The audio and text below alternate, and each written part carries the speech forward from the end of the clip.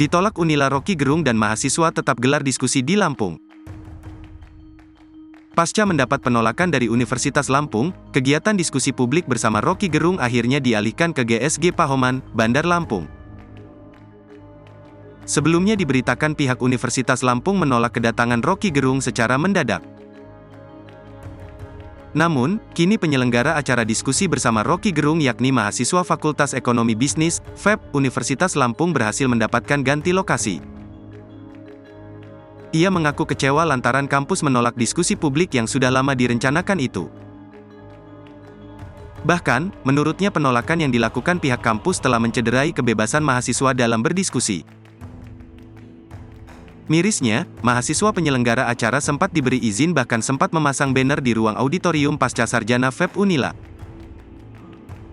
Namun, justru secara dadakan pihak dekanat atas perintah rektor tidak memberi izin.